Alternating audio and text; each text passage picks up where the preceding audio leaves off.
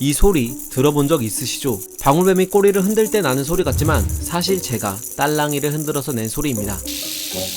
이게 진짜 방울뱀이 내는 소리죠. 맹독을 지닌 방울뱀은 화려한 색으로 경고를 하는 여타 독사들과는 달리 꼬리를 흔들어 나는 소리로 적에게 경고를 보냅니다. 일각에서는 이 소리가 들소처럼 큰 동물에게 밟히지 않기 위해 진화한 행동이라는 썰도 있죠. 도대체 녀석들의 꼬리에는 뭐가 들어있길래 이런 소리를 낼 수 있는 걸까요? 이 안에 대단한 거라도 들었을까 싶지만 사실 방울뱀의 꼬리 속은 이렇게 텅 비어 있습니다. 힘을 주면 과자처럼 바삭거리면서 부스러지기도 하죠.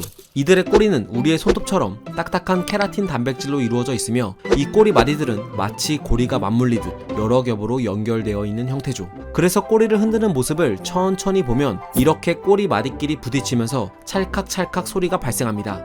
천천히 다시 한번 볼까요?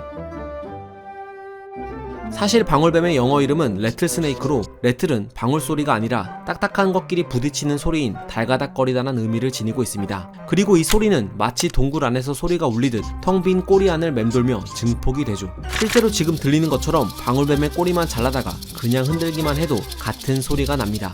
그래서 방울뱀은 사냥에 나설 때 꼬리가 흔들려 나는 소리가 먹잇감에게 들키는 일이 없도록 근육으로 꼬리를 뻣뻣하게 고정시킨 채 움직이죠. 방울 꼬리와 연결된 쉐이커라는 근육은 꼬리를 움직일 때도 사용되는데 근육을 빠르게 수축 이완하며 방울 꼬리를 1초에 최대 100회 그리고 무려 2시간 동안이나 흔들 수 있습니다. 벌새가 초당 30에서 50회의 날갯짓을 한다는 사실을 떠올리면 엄청나게 빠른 속도죠. 그런데 여기서 한 가지 재밌는 사실은 태어난 지 얼마 안 된 새끼 방울뱀은 방울 소리를 내지 못한다는 겁니다. 왜냐하면 보시다시피 서로 부딪혀 소리를 낼 수 있는 꼬리 마디가 하나밖에 없기 때문이죠. 하지만 탈피를 하며 성장하는 과정에서 케라틴으로 된 꼬리 마디도 추가로 계속 생겨납니다. 덕분에 어엿한 성체가 되면 8에서 10마디의 방울꼬리를 지니게 되죠. 물론 자랄수록 늘어나는 나무의 나이테와는 달리 이들의 꼬리는 이 이상으로는 더 늘어나지 않는데 딱딱한 꼬리 마디가 너무 길어지면 자칫 부러질 수도 있기 때문입니다. 그리고 하나 더, 방울뱀의 방울 소리엔 한 가지 안타까운 사연이 숨어 있습니다. 미국의 파충류학자 조셉 슬로빈스키와 박물학자 론 루소 박사는 20세기 후반에 들어서면서부터 소리를 내지 못하는 방울뱀의 개체수가